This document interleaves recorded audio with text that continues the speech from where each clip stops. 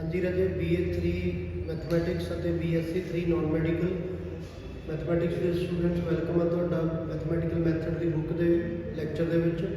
ਆਪਾਂ ਨੇ ਕੱਲ ਇਹਦਾ ਲੈਪਲੇਸ ਟ੍ਰਾਂਸਫਾਰਮੇਸ਼ਨ ਦਾ ਚੈਪਟਰ ਸਟਾਰਟ ਕਰਿਆ ਸੀ, ਜਿਹਦੇ ਵਿੱਚ ਆਪਾਂ ਨੇ ਕੀ ਡਿਸਕਸ ਕੀਤਾ ਸੀ, ਥੋੜਾ ਜਿਹਾ ਰਿਵਿਊ ਕਰਦੇ ਆ। ਲੈਪਲੇਸ ਟ੍ਰਾਂਸਫਾਰਮੇਸ਼ਨ ਕੀ ਹੁੰਦੀ ਹੈ, ਐਕਸਪੋਨੈਂਸ਼ੀਅਲ ਆਰਡਰ ਦਾ ਫੰਕਸ਼ਨ ਕੀ ਹੁੰਦਾ, ਠੀਕ ਹੈ, ਲੈਪਲੇਸ ਟ੍ਰਾਂਸਫਾਰਮੇਸ਼ਨ ਦੀ ਡੈਫੀਨੇਸ਼ਨ ਕੀ ਹੈ। ਉਸ ਤੋਂ ਬਾਅਦ ਆਪਾਂ ਨੇ ਕਿਵੇਂ ਕਿਸੇ ਫੰਕਸ਼ਨ ਦੀ ਲੈਪਲੇਸ ਟ੍ਰਾਂਸਫਾਰਮੇਸ਼ਨ ਪਤਾ ਕਰਦੇ ਹਾਂ। ਵੈਸੇ ਤੁਹਾਨੂੰ ਜਲਦੀ ਆਪਾਂ ਨੇ ਕੱਲ ਮੈਥਮੈਟੀਕਲ ਮੈਥਡ ਦੀ ਬੁੱਕ ਦਾ ਕੰਮ ਸਟਾਰਟ ਕਰਿਆ ਸੀ। ਇੱਕ ਫਾਰਮੂਲਾ ਸੀਗਾ ਕਿ ਜੇ ਕਿਸੇ ਚੀਜ਼ ਦੀ ਕਿਸੇ t ਵਾਲੇ ਫੰਕਸ਼ਨ ਦੀ ਲੈਪਲੇਸ ਟ੍ਰਾਂਸਫਾਰਮੇਸ਼ਨ ਪਤਾ ਕਰੀਏ, ਕਿਸੇ ਵੀ ਸਮਥਿੰਗ ਦੀ, ਤਾਂ ਉਸ ਫੰਕਸ਼ਨ ਨੂੰ ਆਪਣੇ ਵੱਲੋਂ e raised power minus s into t ਨਾਲ ਮਲਟੀਪਲਾਈ ਕਰਕੇ 0 ਤੋਂ ਇਨਫਿਨਿਟੀ ਤੱਕ ਇੰਟੈਗਰਲ ਕਰ ਦੇਣਾ। ਠੀਕ ਹੈ, ਕਿਸੇ ਵੀ ਫੰਕਸ਼ਨ ਦੀ ਲੈਪਲੇਸ ਟ੍ਰਾਂਸਫਾਰਮੇਸ਼ਨ ਪਤਾ ਕਰਨੀ ਹੋਵੇ ਤਾਂ ਉਸ ਫੰਕਸ਼ਨ ਨੂੰ e raised power minus s into t ਨਾਲ ਮਲਟੀਪਲਾਈ ਕਰਨ ਤੋਂ ਬਾਅਦ ਵਿਦ ਰਿਸਪੈਕਟ ਟੂ t 0 ਤੋਂ ਇਨਫਿਨਿਟੀ ਤੱਕ ਇੰਟੈਗਰਲ ਕਰ ਦੇਣਾ। ਓਰੀਜਨਲ ਫੰਕਸ਼ਨ 'ਚ ਵੇਰੀਏਬਲ ਹੁੰਦਾ t, ਪਰ ਜਦੋਂ ਆਪਾਂ ਉਹਦੀ ਲੈਪਲੇਸ ਟ੍ਰਾਂਸਫਾਰਮੇਸ਼ਨ ਲੈ ਲੈਂਦੇ ਹਾਂ ਤਾਂ t ਦੇ ਵਿਦ ਰਿਸਪੈਕਟ ਟੂ ਇੰਟੈਗਰਲ ਕਰਤਾ, t ਦੀਆਂ ਲਿਮਿਟਸ ਭਰਤੀਆਂ, ਇਹਦਾ ਮਤਲਬ t ਐਲੀਮੀਨੇਟ ਹੀ ਹੋ ਗਿਆ। ਇਹਦੇ ਵਿੱਚ ਦੋ ਵੇਰੀਏਬਲ ਸੀਗੇ s ਅਤੇ t, ਤਾਂ t ਐਲੀਮੀਨੇਟ ਕਰਨ ਤੋਂ ਬਾਅਦ ਇਕੱਲਾ s ਬਾਕੀ ਬਚਦਾ ਹੈ।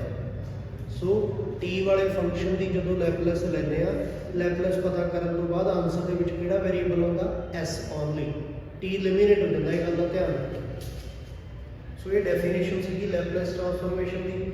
ਸੋ ਆਹ ਵਾਲਾ ਜਨਰਲ ਜਿਹਾ ਮੈਂ ਫਾਰਮੂਲਾ ਕਿਹਾ ਸੀ ਕਿ ਐਨੀਥਿੰਗ ਦੀ ਜੇ ਤੁਸੀਂ ਲੈਪਲੇਸ ਟ੍ਰਾਂਸਫਾਰਮੇਸ਼ਨ ਪਤਾ ਕਰਨੀ ਆ ਤਾਂ ਉਸ ਥਿੰਗ ਨੂੰ e raise power minus s into t ਨਾਲ ਮਲਟੀਪਲਾਈ ਕਰਕੇ 0 ਤੋਂ ਇਨਫਿਨਿਟੀ ਤੱਕ ਇੰਟੈਗਰਲ ਕਰ ਦੇਣਾ।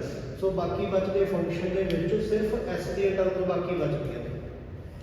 x ਦਾ ਮੋਡ ਕੀ ਹੁੰਦਾ, x ਮਾਈਨਸ a ਦਾ ਮੋਡ ਕੀ ਹੈ, a ਮਾਈਨਸ x ਦਾ ਮੋਡ ਕੀ ਹੈ, ਆਪਾਂ ਨੇ ਕੀਤਾ ਸੀ।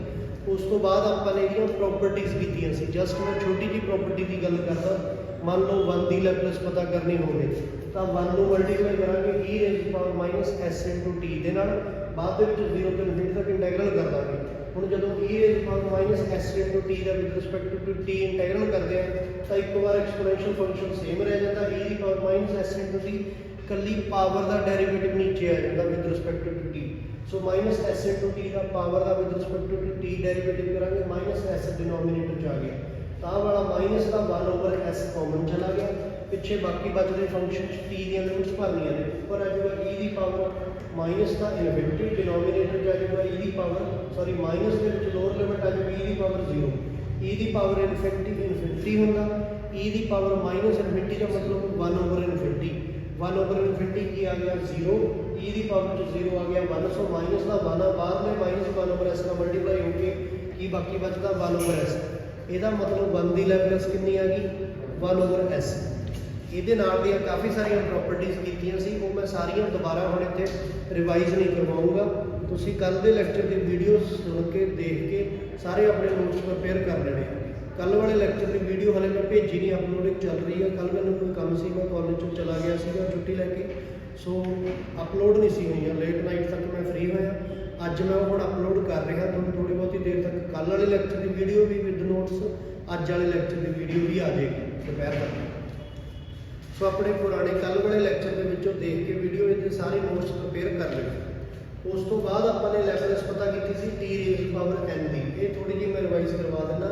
t ਰੇਜ਼ ਪਾਵਰ n ਦੀ ਜਦੋਂ ਲੈਪਲੇਸ ਪਤਾ ਕਰਦੇ ਆ ਤਾਂ t ਰੇਜ਼ ਪਾਵਰ n ਨੂੰ e ਦੀ power minus s into t ਨਾਲ ਮਲਟੀਪਲਾਈ ਕਰਕੇ ਇੰਟੈਗਰਲ ਕਰ ਦੇਣਾ 0 ਤੋਂ ਇਨਫਿਨਿਟੀ। ਪਹਿਲਾ ਫੰਕਸ਼ਨ ਮੰਨ ਲਿਆ t ਰੇਜ਼ ਪਾਵਰ n, ਦੂਜਾ ਫੰਕਸ਼ਨ ਮੰਨ ਲਿਆ e ਦੀ ਪਾਵਰ ਮਾਈਨਸ ਇਨਫਿਨਿਟੀ। ਇਹਦਾ ਇੰਟੀਗ੍ਰੇਸ਼ਨ ਬਾਈ ਪਾਰਟਸ ਕਰ ਦੇਣਾ। ਇੰਟੀਗ੍ਰੇਸ਼ਨ ਬਾਈ ਪਾਰਟਸ ਕਰਨ ਤੋਂ ਬਾਅਦ ਕੀ ਬਾਕੀ ਬਚਦਾ ਤੁਹਾਡੇ ਕੋਲੇ, t ਦੀ ਪਾਵਰ n ਦੀ ਜੇ ਲੈਪਲੇਸ ਪਤਾ ਕਰੀਏ ਤਾਂ n ਓਵਰ s ਬਾਹਰ ਕਾਮਨ ਆ ਜਾਂਦਾ, n ਓਵਰ s, ਇਹਦਾ ਹੀ ਇੰਟੈਗਰਲ ਬਚ ਜਾਂਦਾ। ਇਹ ਹੁਣ ਕਿਹਦਾ ਇੰਟੈਗਰਲ ਆ, t ਦੀ ਪਾਵਰ n ਮਾਈਨਸ 1 ਦੇ ਨਾਲ e ਦੀ power minus s into t multiply ਕਰਕੇ ਇੰਟੈਗਰਲ ਕੀਤਾ ਗਿਆ। ਇਹਦਾ ਮਤਲਬ ਇਹ ਕਿਹਦੀ ਲੈਪਲੇਸ ਆ, t ਦੀ ਪਾਵਰ n ਮਾਈਨਸ 1 ਦੀ। ਸੋ ਆਪਣੇ ਕੋਲੇ ਇੱਕ ਰਿਡਕਸ਼ਨ ਫਾਰਮੂਲਾ ਆ ਗਿਆ ਕਿ t ਦੀ ਜਿੰਨੀ ਵੀ ਪਾਵਰ ਆ, ਜੇ ਉਹਦੀ ਲੈਪਲੇਸ ਪਤਾ ਕਰੀਏ ਤਾਂ ਜਿੰਨੀ ਪਾਵਰ ਆ ਉਹ ਬਾਹਰ ਕਾਮਨ ਆ ਜੂਗੀ, ਨੀਚੇ s ਲੱਗ ਜੂਗਾ, ਨਾਲ ਕਿਹਦੀ ਲੈਪਲੇਸ ਆ ਜੂਗੀ, t ਦੀ ਪਹਿਲਾਂ ਵਾਲੀ ਪਾਵਰ ਤੋਂ ਇੱਕ ਘੱਟ ਪਾਵਰ ਦਾ ਲੈਪਲੇਸ ਟ੍ਰਾਂਸਫਾਰਮੇਸ਼ਨ। ਸੋ ਜੇ ਆਪਾਂ ਇਹਨੂੰ ਦੁਬਾਰਾ ਤੋਂ ਓਪਨ ਕਰੀਏ, ਹੁਣ t ਦੀ ਪਾਵਰ n ਮਾਈਨਸ 1 ਬਾਹਰ ਕਾਮਨ ਆ ਜਾਏਗੀ, नीचे एस लग जाएगा, पिछे की लैपलेस बचूगी टी की एक पावर होर घट जूगी n-2। जे आप ये लैपलेस दोबारा फिर ओपन करिए, ये लैपलेस के की आएगा एन की टी की पावर जिन्नी भी n-2 बाहर कॉमन आ गई, एस नाल लग गया, पिछे की बचूगा टी की पावर एक घट जूगी होर n-3। सो इस चीज़ को अप टू 1 जो खोली जा रहे हैं तो पहला n आया सी, फिर n-1, फिर n-2 अप टू 1 घटता घटता 1 तक आ गया, नीचे एस एस एस लगता जा रहा है, कितनी टाइम आ गया एस वारी। सो ऊपर आ गया n तो लैके 1 तक की मल्टीप्लाई आ गया n का फैक्टोरियल, नीचे की आ गया s की पावर n-1 नाल की लैपलेस बचूगी, जे 1 सीगा तो इहदे नालों घट पावर सीगी 0। सो 0 पावर की टी की पावर 0 का लैपलेस पता करिए तो मतलब 1 की लैपलेस पता करांगे। 1 की लैपलेस कितनी आउंदी अपने एक तो पहली प्रॉपर्टी दे विच कीता 1/s। ਇਹਦਾ मतलब अपने को एक फार्मूला आ गया कि टी की पावर n की जो लैपलेस पता करिए तो की बाकी बचती है जिन्नी पावर उन्ने का फैक्टोरियल, डिनोमीनेटर के जिन्नी पावर से उसदे नाल एक वध s की पावर च n+1, ਜਾਂ ਆਪਾਂ n फैक्टोरियल की जगह से n+1 का गामा लगा सकते हैं। ये फार्मूला उदों यूज़ करांगे जदों n तुहाडा पॉजिटिव इंटीजर होया करूगा, बिना फ्रैक्शन तो बिना डेसीमल तो पॉजिटिव नंबर होया करूगा। आह वाला फार्मूला उदों लगाया करांगे जदों n तुहाडा इंटीजर नहीं है, मतलब फ्रैक्शन च गामा दे विच n+1 नीचे s की पावर n+1। ये भी अपने कल के लैक्चर के किया, उस तो बाद एक्सपोनेंशियल फंक्शन की लैपलेस ट्रांसफॉर्मेशन की होंगी है ये पता किया सीगा। ई की पावर अल्फा टी की जो लैपलेस पता करते हैं तो 1/s माइनस अल्फा आ जाता, जे ई की पावर माइनस अल्फा टी की लैपलेस पता करांगे तो 1/s प्लस अल्फा आ जाता, जे अल्फा था माइनस अल्फा, जे माइनस का अल्फा से एक्सपोनेंशियल फंक्शन था s प्लस अल्फा। उस तो बाद अपने हाइपरबोलिक फंक्शन की लैपलेस ट्रांसफॉर्मेशन पता की थी। सो हाइपरबोलिक साइन अल्फा टी की जो लैपलेस पता करते हैं तो बचता alpha over s² minus alpha square, ऊपर आता कॉन्स्टेंट अल्फा, नीचे s² माइनस अल्फा स्क्वायर। इस तरीके हाइपरबोलिक कॉस अल्फा की लैपलेस पता की थी, हाइपरबोलिक कॉस की अल्फा टी की लैपलेस करते सी तो ऊपर आता वेरीएबल s, नीचे आता s² minus alpha square. Hyperbolic sine वाले ऊपर कॉन्स्टेंट आता अल्फा, हाइपरबोलिक कॉस वाले ऊपर वेरीएबल होगा s, दोनों के डिनोमीनेटर की है s² माइनस अल्फा स्क्वायर। उस तो बाद आप साइन अल्फा टी की लैपलेस पता करनी हो तो e की power minus s into T नाल मल्टीप्लाई करके 0 तो इनफिनिटी तक इंटैग्रल करांगे। सो जो साइन अल्फा टी की लैपलेस पता करते हैं तो ये फार्मूले वगैरह यूज करके की बचता alpha over s² plus alpha square. Hyperbolic sine वेले की सी है s² माइनस अल्फा स्क्वायर, कल्ले साइन वेले की आ जाता s² प्लस अल्फा स्क्वायर, ऊपर अल्फा ही है सेम। उस तो बाद अपने पता की सी कि कॉस अल्फा टी की लैपलेस, कॉस अल्फा टी की लैपलेस बची है s² over s² plus alpha square, ऊपर s आंदा हाइपरबोलिक कॉस वेले भी कल्ले कॉस वेले भी। हाइपरबोलिक कॉस वेले डिनोमीनेटर आंदा s² माइनस अल्फा स्क्वायर, कल्ले कॉस वेले की आंदा s² प्लस अल्फा स्क्वायर। सो ये काम अपने कल किया। उस तो बाद आप अज का लैक्चर स्टार्ट करते हैं। अज के लैक्चर के की है state and prove existence theorem of Laplace transformation, कि किसी फंक्शन की लैपलेस ट्रांसफॉर्मेशन एग्जिस्ट करती है, किस तरह एग्जिस्ट करती है। सो सब तो पहले तो ये स्टेटमेंट के किया गया कि एफ ऑफ टी कोई पीस वाइज कंटिन्यूस फंक्शन है एवरी फाइनाइट इंटरवल से in its domain t greater than equal to 0, मतलब 0 तो इनफिनिटी तक वो पीस वाइज कंटिन्यूस है, is of exponential order alpha as t approaches to infinity, then prove करना था Laplace transformation of f of t exist कर दिया सारे अल्फा नहीं, सारे s नहीं, कि जे कोई कंटिन्यूस फंक्शन है भावें पीस वाइज कंटिन्यूस है उदी Laplace ट्रांसफॉर्मेशन एग्जिस्ट करूगी। ये अपने चीज़ इतने प्रूव करनी है। सो आप प्रूफ के स्टार्ट करते हैं, गिवन लेट कर लेते हैं, given that f of t is piecewise continuous on every finite interval in its domain t greater than equal to 0। So J f of t कोई तो पीस वाइज कंटिन्यूस फंक्शन है उन्होंने exponential function multiply करेंगे वो भी also piece wise continuous होगा। सो जो piece wise continuous इंटैग्रल आ रहा आप इंटैग्रल जो करेंगे 0 तो लैके t0 तक, मतलब पहले सब इंटरवल 0 तो t0 तक तो वो भी एग्जिस्ट करता। तो उस तो बाद आप गल करते हैं कि जो 0 तो t0 तक एग्जिस्ट करता ਤਾਂ 0 ਤੋਂ ਇਨਫਿਨਿਟੀ ਵਾਲਾ ਇੰਟੈਗਰਲ ਕਿਵੇਂ ਲਿਖਿਆ ਜਾ ਸਕਦਾ? ਲਿਮਿਟ t ਅਪਰੋਚਸ ਇਨਫਿਨਿਟੀ ਆਪਾਂ ਬਾਅਦ ਦੇ ਵਿੱਚ ਪੁੱਟ ਕਰ ਲਾਂਗੇ, ਪਹਿਲਾਂ ਇਹਦਾ 0 ਤੋਂ ਲੈ ਕੇ t ਨੋਟ ਤੱਕ ਇੰਟੈਗਰਲ ਕਰ ਲੈਂਦੇ ਹਾਂ। ਹੁਣ ਆਪਾਂ ਗੱਲ ਕਰਦੇ ਹਾਂ mod of f of s। ਇਹ ਕਿਹਦੀ ਲੈਪਲੇਸ ਟ੍ਰਾਂਸਫਾਰਮੇਸ਼ਨ ਹੁੰਦੀ ਹੈ? f ਆਫ t ਦੀ। So mod of f of s ਦਾ ਮਤਲਬ ਕੀ ਹੈ? ਪਹਿਲਾਂ ਤਾਂ ਆਪਾਂ ਅੰਦਰ ਵੈਲਿਊ ਪੁੱਟ ਕਰਦੇ ਹਾਂ f of s the. f of s the value ਕਿੰਨੀ ਸੀ? ਸਟਾਰਟਿੰਗ 'ਚ ਦੱਸਿਆ ਸੀ ਤੁਹਾਨੂੰ 0 ਤੋਂ ਇਨਫਿਨਿਟੀ ਤੱਕ f ਆਫ t ਦਾ ਇੰਟੈਗਰਲ ਮਲਟੀਪਲਾਈਡ ਬਾਈ e ਦੀ power minus s into t। ਇੱਥੇ ਬਾਅਦ 'ਚ ਮੋਡ ਕਰਿਆ ਹੋਇਆ, ਜੇ ਆਪਾਂ ਪਹਿਲਾਂ ਮੋਡ ਕਰ ਲਾਂਗੇ ਤਾਂ ਇਹ ਲੈਸ ਦੈਨ ਇਕੁਅਲ ਟੂ ਦਾ ਫੰਕਸ਼ਨ ਬਚੂਗਾ। ਐਕਸਪੋਨੈਂਸ਼ੀਅਲ ਫੰਕਸ਼ਨ ਦਾ ਮੋਡ ਕਰਾਂਗੇ, ਐਕਸਪੋਨੈਂਸ਼ੀਅਲ ਫੰਕਸ਼ਨ ਹੀ ਬਚ ਗਿਆ, f ਆਫ t ਦਾ ਮੋਡ ਬਚੂਗਾ ਇੱਥੇ। ਸੋ f ਆਫ t ਦੇ ਮੋਡ ਦੀ ਜਗ੍ਹਾ ਤੇ ਕੀ ਆ ਜਾਊਗਾ? ਲੈਸ ਦੈਨ ਇਕੁਅਲ ਟੂ ਦਾ ਸਿੰਬਲ। f ਆਫ t ਦਾ ਮੋਡ ਕੀ ਹੁੰਦਾ? k ਇੰਟੂ e ਦੀ ਪਾਵਰ ਅਲਫਾ t। ਹੁਣ ਇੱਥੇ k ਆ ਗਿਆ ਤੁਹਾਡਾ common, base same powers add ਹੋ ਜਾਣਗੀਆਂ, ਮਾਈਨਸ ਕਾਮਨ ਆ ਗਿਆ, ਬੈਕ ਤੋਂ t ਕਾਮਨ ਆ ਗਿਆ, ਕਿ ਮਾਈਨਸ ਕਾਮਨ ਲੈਣ ਤੋਂ ਬਚੂਗਾ s ਮਾਈਨਸ ਅਲਫਾ। ਤਾਂ e ਦੀ power this thing the integral ਕਰਾਂਗੇ, ਇੱਕ ਵਾਰੀ e ਦੀ ਪਾਵਰ ਸੇਮ ਰਹੇਗੀ, ਕੱਲੀ ਪਾਵਰ ਦਾ ਡੈਰੀਵੇਟਿਵ ਕਰਾਂਗੇ, ਨੀਚੇ ਕੀ ਆਜੂਗਾ? ਮਾਈਨਸ ਦੇ ਵਿੱਚ s ਮਾਈਨਸ ਅਲਫਾ। ਸੋ ਆ ਵੀ ਚੀਜ਼ ਕਾਮਨ ਆ ਜੂਗੀ, ਮਾਈਨਸ ਦੇ a ਦੇ ਨੀਚੇ ਕੀ ਆ ਗਿਆ? s minus alpha. ਨਾਲ ਅੱਪਰ ਲਿਮਿਟ ਪੁੱਟ ਕਰਾਂਗੇ e ਦੀ ਪਾਵਰ ਇਨਫਿਨਿਟੀ, ਲੋਅਰ ਲਿਮਿਟ ਪੁੱਟ ਕਰਾਂਗੇ e ਦੀ ਪਾਵਰ 0। e ਦੀ ਪਾਵਰ ਇਨਫਿਨਿਟੀ ਹੁੰਦਾ, e ਦੀ ਪਾਵਰ ਮਾਈਨਸ ਇਨਫਿਨਿਟੀ ਕਿੰਨਾ ਆ ਗਿਆ? 0। e ਦੀ ਪਾਵਰ 0 ਕਿੰਨਾ ਆ ਗਿਆ? 1। ਇਹਦਾ ਮਤਲਬ ਮਾਈਨਸ ਦਾ 1 ਇਹਦੇ ਨਾਲ ਮਲਟੀਪਲਾਈ ਹੋ ਗਿਆ, ਕੀ ਆ ਗਿਆ? k over s minus alpha. That means continuous function ਦੀ ਜਿਹੜੀ ਲੈਪਲੇਸ ਟ੍ਰਾਂਸਫਾਰਮੇਸ਼ਨ ਆ ਉਹ ਐਗਜ਼ਿਸਟ ਕਰਦੀ ਹੈ। ਉਸ ਤੋਂ ਬਾਅਦ ਦੂਜੀ ਥਿਓਰਮ ਹੈ ਇਹਦੇ ਵਿੱਚ state and prove linear property of Laplace transformation, ਜਾਂ Laplace transformation satisfies linear property, ਕਿ ਦੋ ਫੰਕਸ਼ਨ ਦਾ ਪਲੱਸ ਹੈ ਜਾਂ ਮਾਈਨਸ ਹੈ ਉਹਨਾਂ ਦੀ ਲੈਪਲੇਸ ਟ੍ਰਾਂਸਫਾਰਮੇਸ਼ਨ ਪਤਾ ਕਰ ਲਓ, ਜਾਂ ਇਕੱਲੇ ਦੀ ਲੈਪਲੇਸ ਟ੍ਰਾਂਸਫਾਰਮੇਸ਼ਨ ਪਤਾ ਕਰਕੇ ਬਾਅਦ ਚ ਐਡ ਸਬਟ੍ਰੈਕਟ ਕਰ ਲਓ, ਦੋਨੇ ਸਾਈਡਸ ਇਕੁਅਲ ਆਉਣਗੀਆਂ। ਇੱਕ ਪਾਸੇ ਆਪਾਂ ਦੋ ਫੰਕਸ਼ਨ ਦੇ ਪਲੱਸ ਦੀ ਜਾਂ ਲੀਨੀਅਰ ਕੰਬੀਨੇਸ਼ਨ ਦੀ ਲੈਪਲੇਸ ਪਤਾ ਕਰ ਰਹੇ ਹਾਂ, ਰਾਈਟ ਸਾਈਡ ਤੇ ਇਕੱਲੇ ਫੰਕਸ਼ਨ ਦੀ ਪਹਿਲਾਂ ਲੈਪਲੇਸ ਟ੍ਰਾਂਸਫਾਰਮੇਸ਼ਨ ਪਤਾ ਕਰਕੇ ਬਾਅਦ ਚ ਐਡ ਜਾਂ ਲੀਨੀਅਰ ਕੰਬੀਨੇਸ਼ਨ ਲੈਂਦੇ ਆ, ਤਾਂ ਦੋਨੇ ਸਾਈਡਸ ਬਰਾਬਰ ਨੇ, ਇਹਨੂੰ ਆਪਾਂ ਲੀਨੀਅਰ ਪ੍ਰੋਪਰਟੀ ਕਹਿੰਦੇ ਹੁੰਦੇ ਹਾਂ। ਸੋ ਸਟੇਟਮੈਂਟ ਦੇ ਵਿੱਚ ਕੀ ਕਿਹਾ ਗਿਆ? ਪਹਿਲਾਂ ਤਾਂ ਗਿਵਨ ਕਰੋ ਦੋ ਫੰਕਸ਼ਨ ਮੰਨਦੇ ਆ, ਇੱਕ ਫੰਕਸ਼ਨ ਆ f ਆਫ t, ਇੱਕ ਫੰਕਸ਼ਨ ਆ g ਆਫ t। ਇਹ ਦੋ ਫੰਕਸ਼ਨ ਨੇ t ਦੇ, ਤਾਂ f of t the Laplace transformation ਅਤੇ g of t the Laplace transformation exist ਕਰਦੀ ਹੈ। ਤਾਂ ਆਪਾਂ ਨੇ ਪ੍ਰੂਵ ਕੀ ਕਰਨਾ? Alpha into f of t plus beta into g of t ਦੀ ਜੇ ਲੈਪਲੇਸ ਪਤਾ ਕਰੀਏ, ਬਾਅਦ ਦੇ ਵਿੱਚ ਲੈਪਲੇਸ ਪਤਾ ਕਰੀਏ, ਪਹਿਲਾਂ ਉਹਨਾਂ ਦਾ ਲੀਨੀਅਰ ਕੰਬੀਨੇਸ਼ਨ ਲੈ ਲਿਆ, ਪਹਿਲਾਂ ਲੀਨੀਅਰ ਕੰਬੀਨੇਸ਼ਨ ਲੈ ਲਿਆ, ਬਾਅਦ ਚ ਲੈਪਲੇਸ ਪਤਾ ਕਰੀਏ ਤਾਂ ਇਹ ਕਿਹਦੇ ਬਰਾਬਰ ਬਚੂਗਾ? ਅਲਫਾ ਇੰਟੂ f ਦੀ ਲੈਪਲੇਸ ਪਲਸ ਬੀਟਾ ਇੰਟੂ g ਦੀ ਲੈਪਲੇਸ। ਇੱਧਰ ਪਹਿਲਾਂ ਲੀਨੀਅਰ ਕੰਬੀਨੇਸ਼ਨ ਲੈ ਲਿਆ, ਬਾਅਦ ਚ ਲੈਪਲੇਸ ਲਈ ਗਈ ਆ, ਇੱਧਰ ਪਹਿਲਾਂ ਇਕੱਲੇ ਦੀ ਲੈਪਲੇਸ ਲੈ ਕੇ ਬਾਅਦ ਚ ਲੀਨੀਅਰ ਕੰਬੀਨੇਸ਼ਨ ਕੀਤਾ ਹੋਇਆ। ਇਹ ਚੀਜ਼ ਆਪਾਂ ਨੇ ਪ੍ਰੂਵ ਕਰਨੀ ਆ ਇਸ ਥਿਓਰਮ ਦੇ ਵਿੱਚ।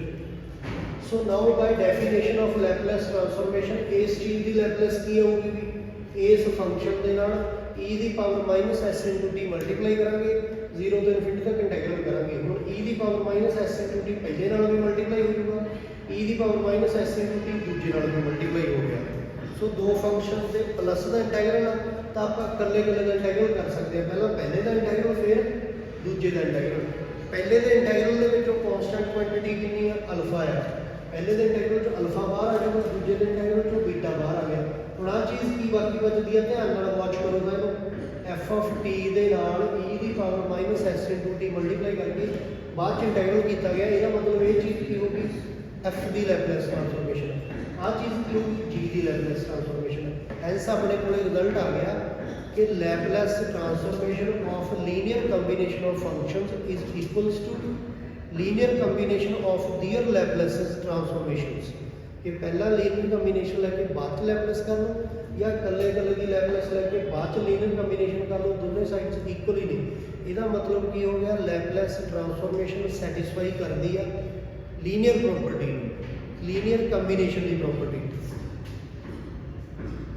ਸੋ ਇੱਥੋਂ ਆਪਣੇ ਕੋਲੇ ਜਨਰਲਾਈਜੇਸ਼ਨ ਵੀ ਆ ਜਾਊਗਾ। Generalisation we can extend above result of linear combination ਜਾਂ linear property of linear transformation up to n function. ਭਾਵੇਂ ਦੋ ਫੰਕਸ਼ਨ ਨੇ, ਤਿੰਨ ਫੰਕਸ਼ਨ ਨੇ, ਜਿੰਨੇ ਮਰਜ਼ੀ ਫੰਕਸ਼ਨ ਨੇ, ਸਾਰਿਆਂ ਦੇ ਉੱਪਰ ਆਪਾਂ ਲੀਨੀਅਰ ਪ੍ਰੋਪਰਟੀ ਲਗਾ ਸਕਦੇ ਹਾਂ।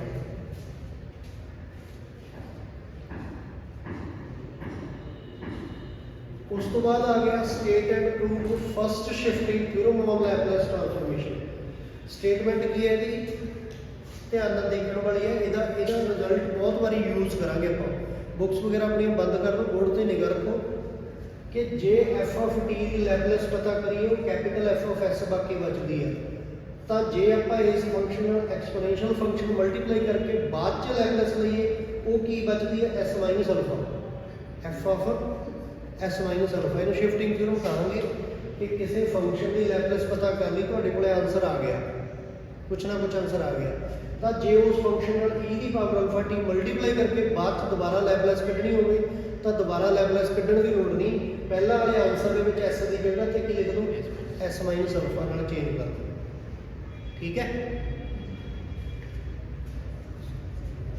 ਹੁਣ ਆਪਾਂ ਕਰਦੇ ਹਾਂ ਇਹਦਾ proof. We know that by definition of Laplace transformation of f of t ਕਿ ਜੇ ਆਪਾਂ f ਆਫ t ਦੇ ਨਾਲ e ਦੀ ਪਾਵਰ ਅਲਫਾ t ਦੀ ਲੈਪਲੇਸ ਕੱਢਣੀ ਹੋਵੇ ਤਾਂ ਇਸ ਫੰਕਸ਼ਨ ਦੇ ਨਾਲ ਜੋ ਵੀ ਮੈਟਰ ਸੀਗਾ ਇਹਦੇ ਨਾਲ e ਦੀ power minus s into t ਆਪਾਂ ਨੂੰ ਆਪ ਲਗਾਉਣਾ ਪਊਗਾ, ਮਲਟੀਪਲਾਈ ਕਰਨਾ ਪਊ, 0 ਤੋਂ ਇਨਫਿਨਿਟੀ ਤੱਕ ਇੰਟੈਗਰੇਟ ਕਰ ਲਾਂਗੇ।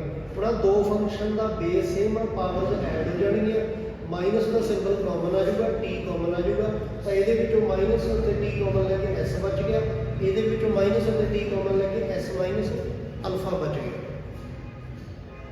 ਹੁਣ ਇਹ ਕੀ ਚੀਜ਼ ਬਾਕੀ ਬਚਦੀ ਆ, 0 ਤੋਂ ਇਨਫਿਨਿਟੀ ਤੱਕ ਇੰਟੈਗਰਲ ਆ, f ਆਫ t ਆ। ਤੁਹਾਨੂੰ ਕੱਲ ਮੈਂ ਦੱਸਿਆ ਸੀ, ਅੱਜ ਫੇਰ ਦੱਸ ਦਿੰਦਾ ਕਿ ਐਦਾਂ ਦੇ ਰਿਲੇਸ਼ਨ ਦੇ ਵਿੱਚੋਂ e ਦੀ ਪਾਵਰ ਦੇ ਵਿੱਚੋਂ ਮਾਈਨਸ ਅਤੇ t ਨੂੰ ਛੱਡ ਕੇ ਜੋ ਵੀ ਚੀਜ਼ ਬਾਕੀ ਬਚਦੀ ਆ ਉਹ ਕੈਪੀਟਲ F ਦੇ ਡੋਮੇਨ 'ਚ ਜਾਊਗਾ। ਇੱਥੇ ਕੀ ਬਚਦਾ, s ਮਾਈਨਸ ਅਲਫਾ, ਤਾਂ ਆਨਸਰ ਆ ਗਿਆ f of s minus alpha.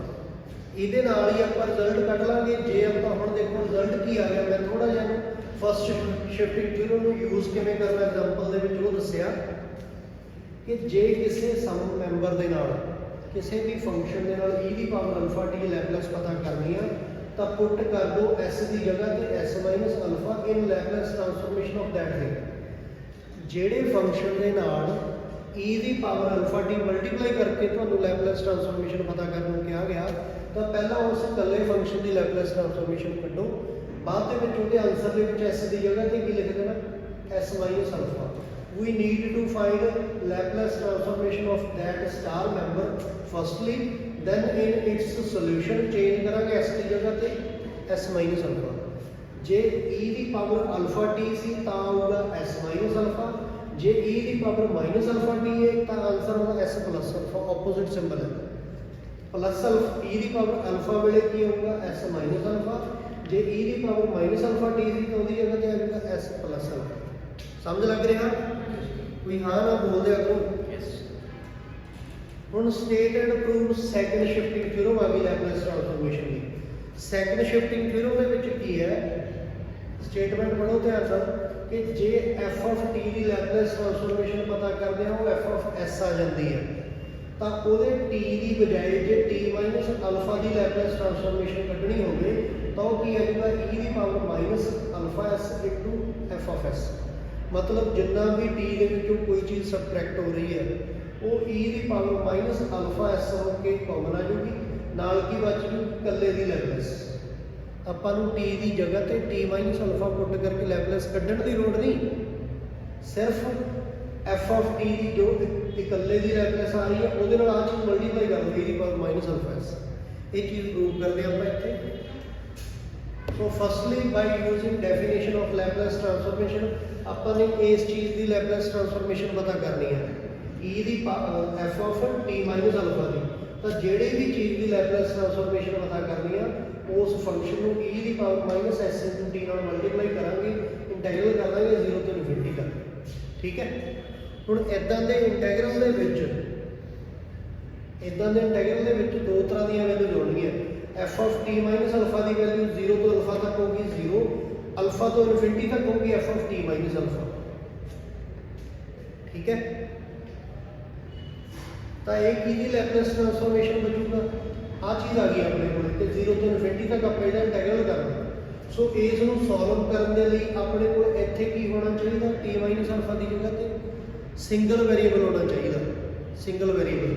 तो आप ट्रांसफॉर्मेशन की यूज़ करांगे, t माइनस अल्फा की जगह ते सिंगल वेरीएबल z यूज़ कर लांगे। इत्थे दस देना चाहिए कि पुराना वेरीएबल है t ਨਵਾਂ ਵੇਰੀਏਬਲ ਹੈਗਾ z। ਤਾਂ ਆਪਣੀਆਂ ਪੁਰਾਣੀਆਂ ਦੋ ਲਿਮਿਟ ਕੀ ਨੇ, 올ਡ ਵੇਰੀਏਬਲ ਕਿਹੜਾ t ਹੈ, ਨਿਊ ਵੇਰੀਏਬਲ ਕਿਹੜਾ z ਹੈ। ਆਪਾਂ ਨੇ t ਮਾਈਨਸ ਅਲਫਾ ਦੀ ਜਗ੍ਹਾ ਤੇ z ਪਤਾ ਕਰ ਲਿਆ, ਇਹਦਾ ਮਤਲਬ t ਦੀ ਵੈਲਿਊ ਆ ਗਈ z ਪਲੱਸ ਅਲਫਾ। ਜਦੋਂ ਡੈਰੀਵੇਟਿਵ ਕਰਾਂਗੇ t ਦਾ dt ਆ ਜਾਊਗਾ, ਅਲਫਾ ਦਾ 0 ਕਿਉਂਕਿ ਤਾਂ ਕਾਂਸਟੈਂਟ ਸੀਗਾ, z ਦਾ ਕੀ ਆ ਗਿਆ dz। ਹੁਣ ਆਪਾਂ ਲਿਮਿਟਸ ਦੀ ਗੱਲ ਕਰਾਂਗੇ ਕਿ 올ਡ ਲੋਅਰ ਲਿਮਿਟ ਸੀਗੀ t ਦੀ ਅਲਫਾ, ਜਦੋਂ ਇੱਥੇ ਪੁੱਟ ਕਰਾਂਗੇ ਤਾਂ z ਦੀ ਨਵੀਂ ਲੋਅਰ ਲਿਮਿਟ ਕਿੰਨੀ ਆ ਗਈ 0। 올ਡ ਅਪਰ ਲਿਮਿਟ ਕਿੰਨੀ ਸੀ ਇਨਫਿਨਿਟੀ, ਜਦੋਂ ਇੱਥੇ ਪੁੱਟ ਕਰਾਂਗੇ t ਦੀ ਜਗ੍ਹਾ ਤੇ ਇਨਫਿਨਿਟੀ ਤਾਂ ਨਵੀਂ ਅਪਰ ਲਿਮਿਟ ਕਿੰਨੀ ਆ ਗਈ z ਦੀ ਇਨਫਿਨਿਟੀ। ਹੁਣ ਆਪਣੀ ਜਿਹੜੀ ਇਕੁਏਸ਼ਨ ਨੰਬਰ 2 ਸੀ ਉਹ ਦੇਖੋ ਕੀ ਬਣਦੀ ਜਾ ਰਹੀ ਹੈ। ਆਪਣੇ ਕੋਲੇ ਕੀ ਇਕੁਏਸ਼ਨ ਸੀਗੀ, Laplace transformation of f of t minus alpha. ਤਾਂ ਇਸ ਦੀ f of t minus alpha ਦੇ ਨਾਲ ਆਪਾਂ ਨੇ ਐਕਸਪੋਨੈਂਸ਼ੀਅਲ ਫੰਕਸ਼ਨ ਮਲਟੀਪਲਾਈ ਕਰਕੇ ਇੰਟੈਗਰਲ ਕਰਨਾ ਸੀ। ਪਹਿਲਾਂ t ਦੀਆਂ ਲਿਮਿਟਸ ਨੇ, ਹੁਣ z ਦੀਆਂ ਲਿਮਿਟਸ ਆ ਜਾਣਗੀਆਂ 0 ਤੋਂ ਲੈ ਕੇ ਇਨਫਿਨਿਟੀ ਤੱਕ। e ਦੀ power minus s into t ਦੀ ਜਗ੍ਹਾ ਤੇ ਕੀ ਆ ਜਾਊਗਾ, t ਦੀ ਜਗ੍ਹਾ ਤੇ ਆ ਜਾਊਗਾ z plus alpha. f of t minus alpha ਦੀ ਜਗ੍ਹਾ ਤੇ ਆ ਜਾਊਗਾ z, ਕਿਉਂਕਿ ਆਪਾਂ ਨੇ ਇੱਥੇ ਸਿੰਗਲ ਵੇਰੀਏਬਲ ਬਣਾਇਆ ਸੀ, ਅਤੇ dt ਦੀ ਜਗ੍ਹਾ ਤੇ ਕੀ ਆ ਜਾਊਗਾ dz। ਹੁਣ ਆ ਜਿਹੜਾ ਬੇਸ ਸੇਮ ਪਾਵਰਸ ਐਡ ਕੀਤੀਆਂ ਹੋਈਆਂ ਨੇ ਇਹਨਾਂ ਨੂੰ ਬ੍ਰੇਕ ਕਰ ਲਾਂਗੇ। ਇੱਕ ਆ ਜਾਊਗਾ e ਦੀ ਪਾਵਰ 'ਚ ਮਾਈਨਸ sz, ਇੱਕ ਆ ਜਾਊਗਾ e ਦੀ ਪਾਵਰ 'ਚ ਮਾਈਨਸ s ਅਲਫਾ। ਹੁਣ ਇਹ ਹੋ ਗਿਆ e ਦੀ ਪਾਵਰ ਮਾਈਨਸ s ਅਲਫਾ, ਇਹ ਤਾਂ ਕਾਂਸਟੈਂਟ ਆ ਨਾ ਕਿਉਂਕਿ ਵੇਰੀਏਬਲ ਆਪਣਾ z ਹੈ, ਤਾਂ ਇਹ ਕਾਮਨ ਆ ਜਾਊਗਾ ਬਾਹਰ। ਬਾਹਰ ਆ ਕੇ ਕੀ ਆ ਗਿਆ ਕਾਂਸਟੈਂਟ ਕੁਆਂਟੀਟੀ e ਦੀ ਪਾਵਰ ਮਾਈਨਸ s ਅਲਫਾ, ਅੰਦਰ ਕੀ ਰਹਿ ਗਿਆ e ਦੀ ਪਾਵਰ 'ਚ ਮਾਈਨਸ sz। ਸੋ 0 ਤੋਂ ਇਨਫਿਨਿਟੀ ਤੱਕ e ਦੀ power minus sz into f of z। ਇਹਦੇ ਤੇ ਚੇਂਜ ਆਫ ਸਕੇਲ ਪ੍ਰੋਪਰਟੀ ਲਗਾਤੀ ਕਿ z ਦੀ ਜਗ੍ਹਾ ਤੇ t ਪੁੱਟ ਕਰ ਲਓ, ਕੋਈ ਫਰਕ ਨਹੀਂ ਪੈਂਦਾ, ਜਿੱਥੇ ਜਿੱਥੇ z ਹੈ ਸਾਰੀਆਂ ਥਾਵਾਂ ਤੇ t ਆ ਜਾਊਗਾ। ਸੋ ਆਪਣੇ ਕੋਲੇ ਕੀ ਬਚ ਗਿਆ e ਦੀ ਪਾਵਰ ਮਾਈਨਸ s ਅਲਫਾ ਬਾਹਰ ਕਾਮਨ ਹੀ ਹੈ। ਪਹਿਲਾਂ ਸੀਗਾ z 0 ਤੋਂ ਇਨਫਿਨਿਟੀ ਤੱਕ, ਹੁਣ ਆ ਗਿਆ t 0 ਤੋਂ ਇਨਫਿਨਿਟੀ। ਪਹਿਲਾਂ ਸੀ e ਦੀ ਪਾਵਰ 'ਚ ਮਾਈਨਸ sz, ਹੁਣ ਆ ਜਾਊਗਾ e ਦੀ ਪਾਵਰ 'ਚ ਮਾਈਨਸ sd। ਪਹਿਲਾਂ ਸੀ f ਆਫ z, ਹੁਣ ਆ ਜਾਊਗਾ f ਆਫ t, dz ਦੀ ਜਗ੍ਹਾ ਤੇ dt ਆ ਗਿਆ। ਇਹਨੂੰ ਆਪਾਂ ਚੇਂਜ ਆਫ ਸਕੇਲ ਪ੍ਰੋਪਰਟੀ ਕਹਿੰਦੇ ਹੁੰਦੇ ਹਾਂ। ਹੁਣ ਆਹ ਚੀਜ਼ ਦੇਖੋ ਕੀ ਬਚਦੀ ਹੈ, 0 ਤੋਂ ਇਨਫਿਨਿਟੀ ਤੱਕ ਇੰਟੈਗਰਲ ਕੀਤਾ ਗਿਆ ਇਸ ਫੰਕਸ਼ਨ ਨੂੰ e ਦੀ power minus s into t ਨਾਲ ਮਲਟੀਪਲਾਈ ਕਰਨ ਤੋਂ ਬਾਅਦ, ਇਹਦਾ ਮਤਲਬ ਇਹ ਇਹਦੀ ਲੈਪਲੇਸ ਹੋ ਗਈ। ਸੋ ਲੈਪਲੇਸ ਟ੍ਰਾਂਸਫਾਰਮੇਸ਼ਨ ਆ ਗਈ f ਆਫ t ਦੀ। ਤਾਂ ਇਹੀ ਆਪਣੀ ਸੈਕੰਡ ਸ਼ਿਫਟਿੰਗ ਥਿਊਰਮ ਸੀਗੀ ਕਿ ਜੇ ਤੁਹਾਡੇ ਕੋਲੇ f of t minus alpha ਦੀ ਲੈਪਲੇਸ ਪਤਾ ਕਰਨੀ ਹੈ ਤਾਂ ਤੁਸੀਂ ਇਕੱਲੇ f ਦੀ ਲੈਪਲੇਸ ਪਤਾ ਕਰਕੇ ਬਾਹਰ ਆਪਣੇ ਕੋਲ e ਦੀ power minus s alpha multiply ਕਰਨਾ। ਜੇ t ਮਾਈਨਸ ਅਲਫਾ ਆ ਤਾਂ e ਦੀ ਪਾਵਰ ਮਾਈਨਸ ਅਲਫਾ s ਆਊਗਾ, ਜੇ t ਪਲੱਸ ਅਲਫਾ ਆ ਤਾਂ ਬਾਹਰ ਕੀ ਆਊਗਾ e ਦੀ ਪਾਵਰ ਚ ਅਲਫਾ s। ਇਹ ਸੈਕੰਡ ਸ਼ਿਫਟਿੰਗ ਥਿਊਰਮ ਹੈ। ਸੋ ਆਹ ਚੀਜ਼ ਨੂੰ ਮੈਂ ਥੋੜਾ ਜਿਹਾ ਅਨਦਰ ਵੇ ਨਾਲ ਤੁਹਾਨੂੰ ਸੌਖੇ ਢੰਗ ਨਾਲ ਸਮਝ ਆ ਜਾਵੇ ਤਾਂ ਲਿਖਿਆ ਹੋਇਆ, if at all terms of t, ਜੇ t ਦੀਆਂ ਸਾਰੀਆਂ ਥਾਵਾਂ ਤੇ t ਦੀ ਜਗ੍ਹਾ ਤੇ ਅਪੀਅਰ ਕੀ ਹੋ ਰਿਹਾ t minus alpha, t minus star, ਜਿੰਨਾ ਵੀ t ਦੇ ਵਿੱਚੋਂ ਕੋਈ ਚੀਜ਼ ਸਬਟ੍ਰੈਕਟ ਹੁੰਦੀ ਆ ਉਨੀ ਹੀ e ਦੀ ਪਾਵਰ ਮਾਈਨਸ ਸਟਾਰ s ਹੋ ਕੇ ਬਾਹਰ ਲਿਖ ਦੇਣੀ ਹੈ। ਆਲ ਟਰਮਸ ਦੀ ਜਗ੍ਹਾ ਤੇ ਤੁਸੀਂ t ਮਾਈਨਸ ਸਟਾਰ ਦੀ ਜਗ੍ਹਾ ਤੇ t ਪੁੱਟ ਕਰਕੇ ਲੈਪਲੇਸ ਕੱਢ ਲੈਣੀ ਹੈ। ਜੇ t ਦੀਆਂ ਸਾਰੀਆਂ ਥਾਵਾਂ ਤੋਂ t ਮਾਈਨਸ ਅਲਫਾ ਦਿਖਾਈ ਦੇ ਰਿਹਾ ਤਾਂ ਮਾਈਨਸ ਅਲਫਾ ਨੂੰ ਛੱਡ ਕੇ ਇਕੱਲੇ t ਦੇ ਨਾਲ ਲੈਪਲੇਸ ਕੱਢ ਲਓ, ਬਾਹਰ e ਦੀ ਪਾਵਰ ਮਾਈਨਸ ਅਲਫਾ s ਲਗਾ ਲਓ। ਜੇ t ਦੀਆਂ ਸਾਰੀਆਂ ਥਾਵਾਂ ਤੇ t ਪਲੱਸ ਅਲਫਾ ਹੋ ਰਿਹਾ ਤਾਂ e ਦੀ ਪਾਵਰ ਅਲਫਾ s ਬਾਹਰ ਆ ਜਾਊਗਾ। ਮਤਲਬ ਜੇ ਮਾਈਨਸ ਦਾ ਤਾਂ ਮਾਈਨਸ ਅਲਫਾ s ਕਾਮਨ ਆਊਗਾ, ਜੇ ਪਲੱਸ ਦਾ ਆਇਆ ਤਾਂ ਪਲੱਸ ਅਲਫਾ s ਕਾਮਨ ਆਊਗਾ। ਨਾਲ ਕੀ ਆ ਜਾਊਗਾ ਇਕੱਲੇ t ਦੀ ਲੈਪਲੇਸ, ਇਕੱਲੇ t ਦੇ ਨਾਲ ਲੈਪਲੇਸ। ਉਸ ਤੋਂ ਬਾਅਦ ਆ ਗਈ ਆਪਣੇ ਕੋਲੇ state and proof change of scale property of linear transformation, change of scale. ਹੁਣ ਆਪਣੇ ਕੋਲੇ ਕੀ ਆ ਗਿਆ ਕਿ ਜੇ f ਆਫ t ਦੀ ਲੈਪਲੇਸ ਹੋਵੇ f ਆਫ s, ਤਾਂ t ਦੇ ਨਾਲ ਜੇ ਅਲਫਾ ਮਲਟੀਪਲਾਈ ਕਰਕੇ ਲੈਪਲੇਸ ਕੱਢੀਏ ਤਾਂ ਕੀ ਆਉਂਦਾ ਆਨਸਰ 1 ਓਵਰ ਅਲਫਾ ਦੇ ਨਾਲ s over alpha. Change of scale property ਹੈ, ਕਾਫੀ ਇੰਪੋਰਟੈਂਟ ਹੈ ਵੀ, ਵੈਰੀ ਇੰਪੋਰਟੈਂਟ ਆ। ਸਟੇਟ ਐਂਡ ਪ੍ਰੂਫ ਆ ਜਾਂਦੀ ਹੈ ਕਿ ਜੇ t ਦੀ ਬਜਾਏ ਤੁਹਾਡੇ ਕੋਲ ਅਲਫਾ t ਦਿਖਾਈ ਦੇ ਰਿਹਾ ਤਾਂ ਤੁਸੀਂ ਇਕੱਲੇ t ਦੇ ਨਾਲ ਪਹਿਲਾਂ ਲੈਪਲੇਸ ਕੱਢ ਲਓ ਬਿਨਾਂ ਮਲਟੀਪਲਾਈ ਕੀਤੇ, ਬਾਅਦ ਚ ਉਹਦੇ ਆਨਸਰ ਦੇ ਵਿੱਚ s ਦੀ ਜਗ੍ਹਾ ਤੇ s ਓਵਰ ਅਲਫਾ ਕਰ ਲਓ ਅਤੇ ਬਾਹਰ 1 ਓਵਰ ਅਲਫਾ ਲਗਾ ਲਓ। ਇਹਦਾ ਇਹੀ ਰੂਪ ਇਸ ਤਰੀਕੇ ਨਾਲ ਵੀ ਜੇ ਪਹਿਲਾਂ t ਨਾਲ ਸਾਰੀਆਂ ਪਲੇਸਿਸ ਤੇ ਅਲਫਾ ਡਿਵਾਈਡ ਹੁੰਦਾ ਹੋਵੇ ਤਾਂ ਬਿਨਾਂ ਡਿਵਾਈਡ ਕੀਤੇ ਲੈਪਲੇਸ ਕੱਢ ਲਓ, ਜਿਹੜੀ ਕਿ f ਆਫ s ਆ ਜੂਗੀ। ਬਾਹਰ ਵੀ ਅਲਫਾ ਮਲਟੀਪਲਾਈ ਕਰ ਲਓ, ਅੰਦਰ ਵੀ s ਦੇ ਨਾਲ ਅਲਫਾ ਮਲਟੀਪਲਾਈ ਕਰ ਲਓ। ਜੇ ਪਹਿਲਾਂ ਮਲਟੀਪਲਾਈ ਹੋ ਰਿਹਾ ਤਾਂ ਡਿਵਾਈਡ ਕਰ ਦੇਣਾ, ਜੇ ਪਹਿਲਾਂ ਡਿਵਾਈਡ ਹੋ ਰਿਹਾ ਤਾਂ ਬਾਹਰ ਮਲਟੀਪਲਾਈ ਕਰ ਦੇਣਾ, ਅੰਦਰ ਮਲਟੀਪਲਾਈ ਕਰ ਦੇਣਾ। ਸੋ ਇਹਦਾ ਵੀ ਪ੍ਰੂਫ ਕਰਦੇ ਆਪਾਂ। Then by definition of Laplace transformation, ਜੇ ਆਪਾਂ f of alpha t ਦੀ ਲੈਪਲੇਸ ਕੱਢਣੀ ਆ ਤਾਂ f of alpha t ਦੇ ਨਾਲ ਮਲਟੀਪਲਾਈ ਕਰਕੇ e ਦੀ power minus s into t with respect to t 0 ਤੋਂ ਇਨਫਿਨਿਟੀ ਤੱਕ ਇੰਟੈਗਰਲ ਕਰ ਲਓ। ਹੁਣ ਇੱਥੇ f ਦੀ ਡੋਮੇਨ 'ਚ ਆਪਾਂ ਨੂੰ ਸਿੰਗਲ ਵੇਰੀਏਬਲ ਚਾਹੀਦਾ, ਤੁਸੀਂ z x ਕੁਝ ਵੀ ਮੰਨ ਲਓ, ਆਪਾਂ ਨੇ ਇਸ ਦੀ ਜਗ੍ਹਾ ਤੇ ਕੀ ਮੰਨ ਲਿਆ, x ਮੰਨ ਲਿਆ। alpha t equal to x ਆ, ਪੁਰਾਣਾ ਵੇਰੀਏਬਲ ਇੱਥੇ ਹੈਗਾ t, ਨਵਾਂ ਵੇਰੀਏਬਲ ਹੈਗਾ x, ਸੋ alpha into t ਦਾ ਡੈਰੀਵੇਟਿਵ ਕਰਾਂਗੇ, alpha into dt ਆ ਜਾਊਗਾ, x ਦੀ ਜਗ੍ਹਾ ਤੇ dx ਆ ਗਿਆ। ਕੱਲੇ t ਦੀ ਵੈਲਿਊ ਕੱਢਣੀ ਹੈ ਤਾਂ alpha ਉਧਰ ਡਿਵਾਈਡ ਹੋ ਗਿਆ, x over alpha ਆ ਗਿਆ। ਪੁਰਾਣੀ ਲੋਅਰ ਲਿਮਿਟ ਹੈਗੀ ਹੈ 0, ਜਦੋਂ ਇੱਥੇ ਪੁੱਟ ਕਰਾਂਗੇ ਤਾਂ x ਦੀ ਨਵੀਂ ਲੋਅਰ ਲਿਮਿਟ ਕਿੰਨੀ ਆ ਜਾਊਗੀ 0। ਪੁਰਾਣੀ ਅਪਰ ਲਿਮਿਟ ਹੈਗੀ ਹੈ ਇਨਫਿਨਿਟੀ, ਇੱਥੇ ਪੁੱਟ ਕਰੋਗੇ ਤਾਂ x ਦੀ ਨਵੀਂ ਅਪਰ ਲਿਮਿਟ ਕਿੰਨੀ ਆ ਜਾਊਗੀ ਇਨਫਿਨਿਟੀ।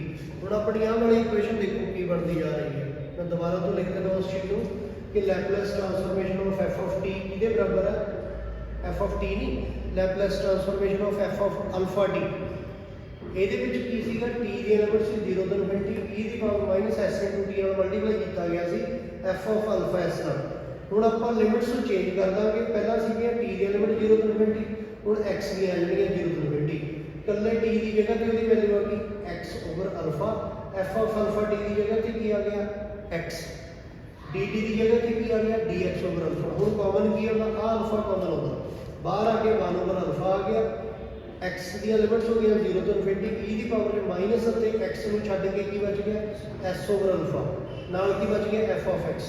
ਇਹਦੇ ਤੇ change of scale property integration ਦੀ ਲਗਾਤੀ ਕਿ x ਦੀ ਜਗ੍ਹਾ ਤੇ t ਪੁੱਟ ਕਰ ਲਓ, ਤਾਂ x ਦੀ ਲਿਮਿਟ ਸੀ 0 ਤੋਂ t, ਹੁਣ t ਦੀ ਲਿਮਿਟ ਆ ਗਈ 0 ਤੋਂ ਇਨਫਿਨਿਟੀ।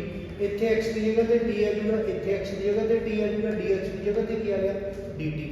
ਕੱਲ ਵੀ ਮੈਂ ਦੱਸਿਆ ਸੀ, ਅੱਜ ਵੀ ਮੈਂ ਪਹਿਲਾਂ ਦੱਸਦਾ ਕਿ ਐਦਾਂ ਦੇ ਰਿਲੇਸ਼ਨ ਦੇ ਵਿੱਚੋਂ, ਆ ਤਾਂ ਚਲੋ 1 over alpha ਕਾਮਨ ਹੀ ਆ, ਐਦਾਂ ਦੇ ਰਿਲੇਸ਼ਨ ਦੇ ਵਿੱਚੋਂ ਮਾਈਨਸ ਅਤੇ t ਤੋਂ ਬਿਨਾਂ, ਮਾਈਨਸ ਅਤੇ t ਵੈਰੀਏਬਲ ਤੋਂ ਬਿਨਾਂ ਜੋ ਵੀ ਚੀਜ਼ ਆ ਉਹ ਕੈਪੀਟਲ F ਦੀ ਡੋਮੇਨ 'ਚ ਜਾਂਦੀ ਹੈ, ਤਾਂ ਇੱਥੇ ਕੀ ਆ ਗਿਆ s over alpha। ਇਹਦੇ ਨਾਲ ਦਾ ਹੀ ਡਿਵਾਈਡ ਵਾਲਾ ਹੈ, ਬਿਲਕੁਲ ਸੇਮ ਹੀ ਆ ਕਿ ਜੇ f of t over alpha ਹੋਵੇ ਤਾਂ ਟ੍ਰਾਂਸਫਾਰਮੇਸ਼ਨ ਵੀ ਇਹੀ ਹੈ ਕਿ t over alpha ਦੀ ਜਗ੍ਹਾ ਤੇ ਸਿੰਗਲ ਵੇਰੀਏਬਲ z ਬਣ ਕੇ ਕਰ, ਬਿਲਕੁਲ ਸੇਮ ਆ ਹੋ ਜਾਏਗਾ।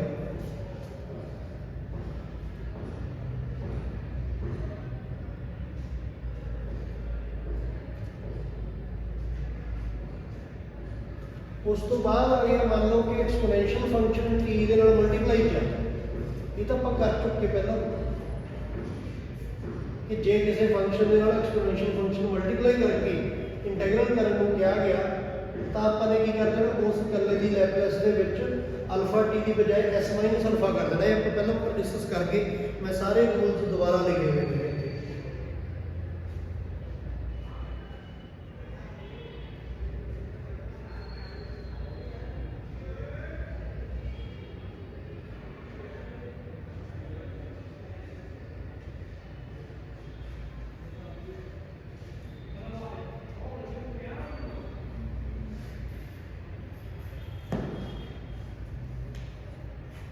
कुछ नोट्स ने कि आप इन्होंने पढ़ लेते हैं, काफ़ी इंपॉर्टेंट गल्लां बातां होंदियां ने।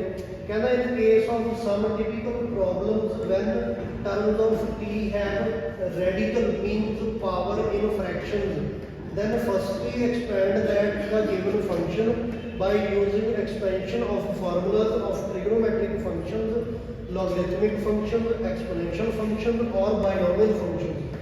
Then by using linear property of Laplace transformation we can find the transformation of given function।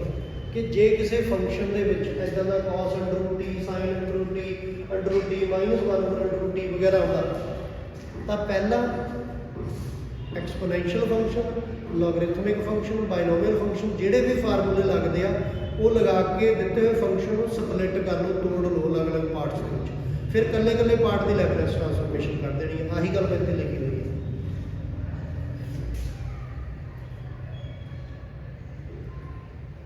ਹੁਣ ਮੈਨੂੰ ਇਹ ਦੱਸੋ ਅੱਜ ਲਈ ਇੰਨਾ ਕੰਮ ਬਹੁਤ ਹੈ ਜਾਂ ਆਪਾਂ ਅਗਲਾ ਕੰਮ ਕਰੀਏ? ਅਗਲਾ ਕੰਮ ਥੋੜਾ ਜਿਹਾ ਡਿਫਰੈਂਟ ਹੈ, ਲੈਪਲੇਸ ਟ੍ਰਾਂਸਫਾਰਮੇਸ਼ਨ ਆਫ ਡੈਰੀਵੇਟਿਵ ਦਾ, ਵੀ ਕਿਸੇ ਦੇ ਡੈਰੀਵੇਟਿਵ ਦੀ ਲੈਪਲੇਸ ਟ੍ਰਾਂਸਫਾਰਮੇਸ਼ਨ ਪਤਾ ਕਰਨੀ ਹੋਵੇ, ਅਲੱਗ ਤਰ੍ਹਾਂ ਦਾ ਟੌਪਿਕ ਸ਼ੁਰੂ ਕਰਨਾ ਮੈਂ ਕਰਵਾ ਦੇਣਾ, ਕੱਲ ਕਰਨਾ ਮੈਨੂੰ ਦੱਸ ਦਿਓ, ਜਲਦੀ ਦੱਸੋ ਕੱਲ ਕਰਨਾ, ਇਹਨੂੰ ਬੰਦ ਕਰ ਦਿਓ।